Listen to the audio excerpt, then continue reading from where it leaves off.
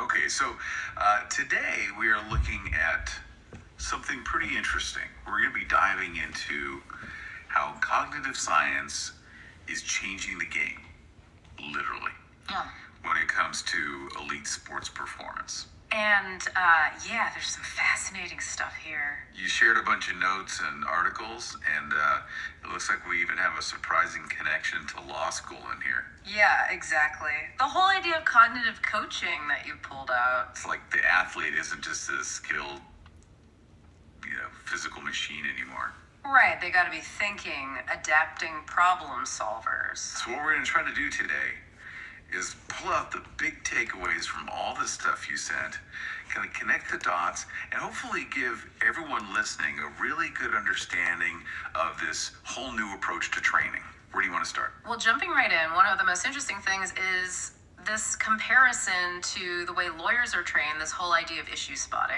Issue spotting. Yeah, so like a lawyer needs to be able to see super fast what the core legal issues are in some complicated case, right? Well, in elite soccer, it's the same thing. These top players, they have to spot the tactical patterns, the cognitive shifts happening on the field, and then connect all their little decisions to the big picture strategy of the game. I see. It's like they're playing chess at 100 miles an hour. Gotcha. So we'll be exploring how that issue spotting framework can completely change the way we think about developing players. But there's a lot more to unpack, right? We have the mental mechanical model, which is... Oh, yeah, that's huge. It's basically the foundation of this whole approach, I'd say. Yeah, like the brain-body connection for peak performance. Exactly. Then we have this whole concept of variance, which is basically all the randomness that happens in a game. And how you can use that to your advantage instead of letting it throw you off. And then you said something about training the meta, which I gotta admit sounds a little out there. But it seems to be about understanding, maybe even controlling, the deeper structure of the game itself. Yeah, going beyond just reacting. Wild. We also got to touch on some really cool training methods like the light protocol. And this whole idea of managing cognitive load seems surprisingly important too. So much to cover. But why don't we go back to that professionalization framework, the law school comparison. I'm curious, what makes that connection so strong? Well, it's about moving away from just mastering drills in isolation, right? In the materials you sent, they talk about like indexing the entire game. So it's not enough to just like nail a perfect pass. Right. You got to know why that pass is the right move in that moment, how it fits into the bigger tactical plan. It's like a lawyer. Exactly. A lawyer doesn't just know laws. They know how all the laws fit together in this giant system. That's what we want for player development, that same interconnected way of understanding the game. So the modern player is like this cognitive performer. Totally. They're constantly analyzing and adapting. There's this line in the notes, something like, professional performance is cognitive engineering, which is a pretty big shift from the old, just rely on instinct kind of approach. It really emphasizes building these mental abilities. Yeah, building a robust mental framework for players to handle all the complexities of the game. Okay, so we're definitely seeing that shift from pure physicality to like cognitive ability. Now, let's dig into this mental mechanical model because it sounds like it's the bedrock of this whole cognitive training approach. Absolutely. It's about building these feedback loops in the player's mind, right? Like enhancing their anticipation so they're always one step ahead. Exactly. And then even like automating those key decisions they have to make under pressure so it's almost like instinct. But it's not all in their head. No. It's totally integrated with the mechanical model. Which is what exactly? So their technical skills, right? Their understanding of tactics, and then what the notes call their modular functions, meaning like how well they can actually do those specific actions on the field. And it looks like there's a real focus on the despecialized player. Why is that? Well, soccer is chaotic. It's fluid, right? Things are always changing, so the more adaptable a player is, the better. If they can switch between roles and responsibilities, they become a huge asset to the team. And guess what links the mental and the mechanical in this whole model? I'm guessing it's variance. You got it. The unpredictability, the randomness we talked about earlier. So we're not talking about achieving this perfect execution in some like artificial environment. Nope. The mental mechanical model is about adapting and performing even though the game is imperfect, even when things go wrong. So let's talk more about this whole embracing variance idea. The notes actually call it the variance engine.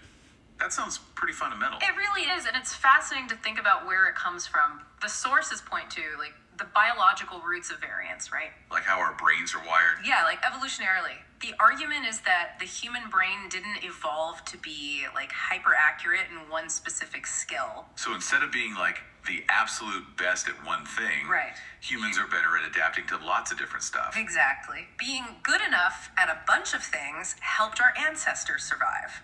Think about it. They had to hunt, track, solve problems, navigate social situations. It makes sense. Being a specialist wouldn't have been that useful. Right. So this idea of variance, this natural tendency for error and randomness, it's not a bug, it's a feature. It's what makes the game so interesting. It's where strategy and psychology come into play. And even those amazing out-of-nowhere plays that make the sport so exciting. So training shouldn't try to eliminate uncertainty, it should prepare players for it. That is a really interesting way to look at it. So if our brains aren't meant for like perfect precision all the time, how do we apply that to training elite athletes? Well, you gotta remember, the brain has limits. You can't be optimized for perfect accuracy and rapid adaptation and crazy creativity all at the same time. There are trade-offs. So instead of chasing this like impossible idea of perfection, We should actually be planning for variance and maybe even using it to our advantage. and how would we actually do that in practice? Well, a lot of the materials talk about tactical and mental models, like having multiple backup plans built in. So it's not just plan A, it's if plan A fails, what's plan B, plan C, and even plan D. I see. And then building mental resilience so players can quickly bounce back from setbacks. Okay. There's also this thing called decision tree redundancy, where you're basically giving players multiple good options in important game situations, so they're not locked into one way of doing things. Sounds interesting. Anything else? Oh, yeah. They also use these things called chaos drills. It's exactly what it sounds like. They intentionally make training super unpredictable, so players have to adapt on the fly and get used to solving problems under pressure. And then there's this whole other element called cognitive recovery training. What's that? It's all about teaching players how to mentally reset after making mistakes so they can keep their head in the game, so to speak. Then, obviously, tactical flexibility is paramount. The ability to change game plans quickly is huge. I can see how that would be super useful. Now, you said some notes about psychological rigidity. What's that all about? Right, so that's all about mindset. The more inflexible a player's thinking is, the worse they'll handle the randomness of the game. It's that simple. So they get thrown off by every little thing that goes wrong. Yep, they might fixate on bad calls by the ref or try to control things that are totally out of their control. They focus on tiny errors instead of understanding the bigger picture of, what's likely to happen over time. So it's like almost an emotional maturity thing. 100%. A player's ability to deal with that mental variance is directly related to how mature they are emotionally on the field. The notes even mention this really cool concept called the event horizon of human performance. Event horizon, like in space. Yeah, so it's like the statistical ceiling. They're saying that these truly groundbreaking, system-changing performances, the kind that completely shatter expectations, those are super rare. So there's a limit to how good someone can actually be. Well, not a strict limit, but the data suggests there's a threshold that's very rarely crossed. And even when it is, the game kind of adapts. People study those performances, strategies change, and the limits shift a bit. But those moments when someone goes way beyond the event horizon, they're statistically exceptional. They don't happen often. Wow. Okay, so we've got this image of the player as a cognitive being operating in this world of constant unpredictability. Now, I'm curious about training the meta. It seems like we're taking things to a whole different level here.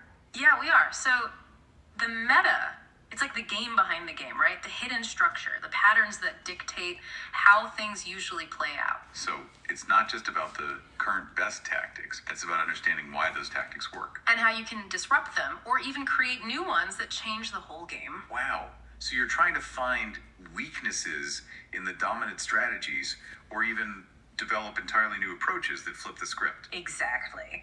And there are all these layers to the meta that you have to think about, like tactical, technical, cognitive, statistical, psychological, even a strategic or like overall meta level. Training the meta means working on all those levels at once so players can understand how the game really works on a fundamental level. So what specific methods do they use to actually train this meta level understanding? I saw some stuff about meta drills and counter meta games. Right, so with meta drills, you're training formations that can flow into each other seamlessly, making players think beyond rigid structures and understand those deeper principles of like space control and player relationships. Interesting. And what about counter meta games?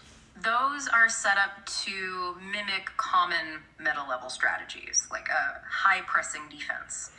And the players are given these meta objectives, like figuring out how to specifically exploit the weaknesses of that press. I see. What else? Well, there's also something called disruption training, where they throw curveballs at the players during drills, unexpected rules or constraints that force them to think on their feet and come up with new solutions. Okay. Oh, and then there are these things called decision tree swaps. Basically, they break down familiar tactical sequences and make players identify and execute completely new, unexpected solutions. It's all about keeping them adaptable.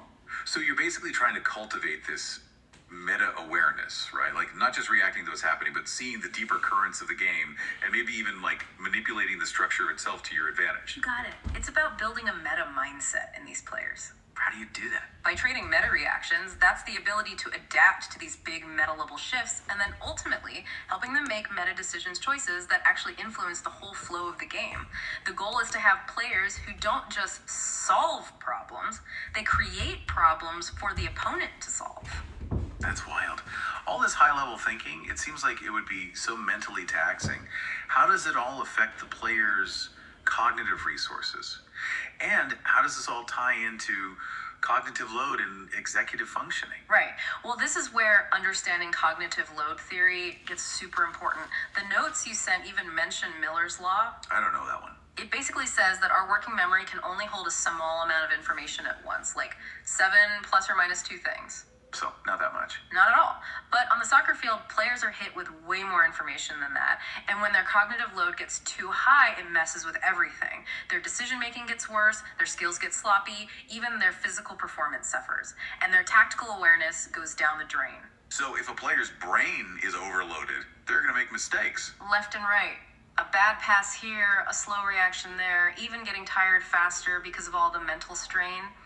That's why managing cognitive load during training is absolutely essential. So how do you actually manage that load? Well, in the notes, they talk about things like progressive training, breaking down information into bite-sized chunks. So like easing them in. Exactly. You gradually make the drills and the tactical situations more complex so players can build their mental processing power over time.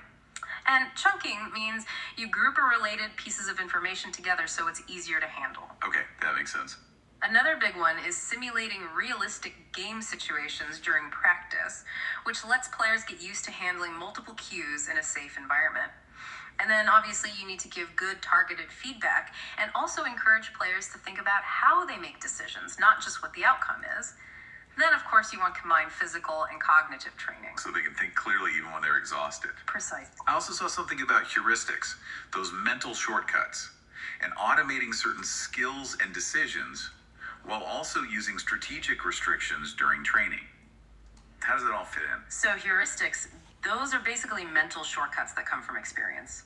They let players make decisions quickly based on patterns they've seen before, which takes some pressure off that working memory. So it's like intuition. In a way, yeah.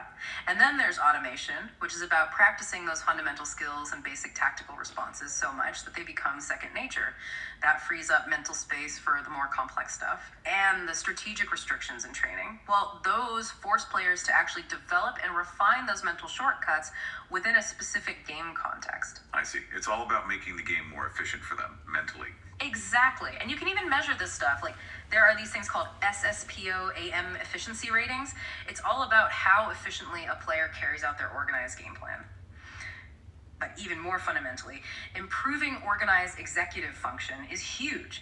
Things like working memory, cognitive flexibility, and inhibitory control, those are all super important for performing under pressure. Okay, I am definitely starting to get the picture here. Now, this light protocol you sent notes about, Yeah. it seems like it's a pretty cutting-edge training tool. Yeah, it's really cool, but basically it's a neuromechanical system that uses timed light cues to mimic like the constant changes that happen in a real game. So instead of static cones and predictable drills. They're reacting to these dynamic visual cues that are way more like actual gameplay. I like it. What's the theory behind it? Well, it's based on all sorts of cool stuff. Cybernetics, the theory of engrams, which is how our brains store memories.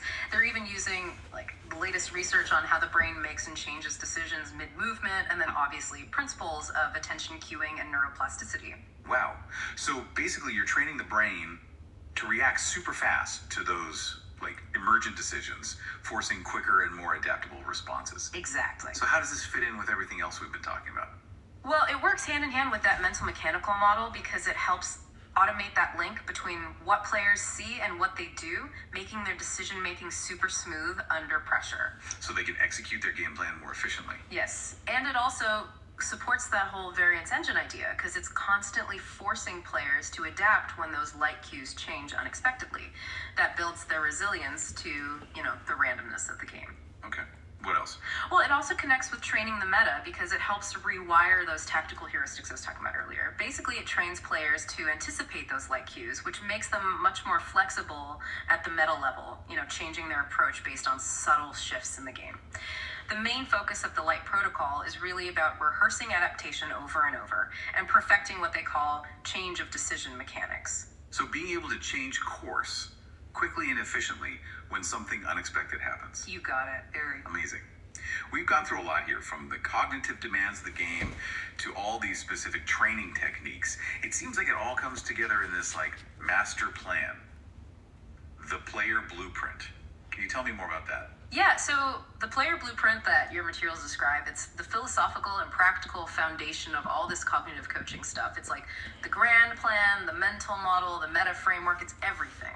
Okay, so what does this player blueprint actually consist of? Well, it's mostly built on that mental model. We talked about all that stuff about adaptation, feedback loops, anticipation, automating decisions. It's like imagining the player as a super advanced cybernetic system. Constantly taking in information and adjusting. Exactly. And then it also includes the mechanical model, which is all about building a wide range of skills, a solid grasp of tactical principles, and that resilience that comes from being a well-rounded player. Makes sense. Now, I gotta ask about this last piece, cognitive coaching for the data age. We all know data and analytics are huge in sports now, so how does this cognitive approach handle that? That's a great question. It's about training the player's mind to actually work with all that data, not just be overwhelmed by it. So it's not memorizing stats, it's developing the mental skills to actually understand and apply the data. I see. So it's about being able to quickly shift your decisions and be cognitively flexible enough to use that data in the heat of the moment. Exactly. And remembering that mistakes are just feedback, a chance to adjust your approach. It's that change of decision mechanic coming back again. Gotcha. Well, I think we've done a pretty good job of unpacking this whole cognitive coaching thing. We've covered a lot. The mental models, the importance of that variance, training the meta, even got crazy cool tools like the light protocol. Yeah, and that initial comparison to issue spotting in law school, that was really eye-opening. It highlights how important it is for these players to be like intelligent analysts on the field, not just amazing athletes. It really shows how these ideas from cognitive science and systems theory are changing the game. It's like a new way of thinking about how we learn and adapt under pressure, whether it's sports, business, or even just life in general. And it makes you think, right? Like, are we mostly training people to just follow instructions, or are we actually helping them develop the skills to think critically and adapt when things inevitably go wrong? This cognitive blueprint, I think, it goes way beyond just soccer. Couldn't have said it better myself. It's a whole new world of training. Absolutely. Well, that's our deep dive for today. Thanks for listening.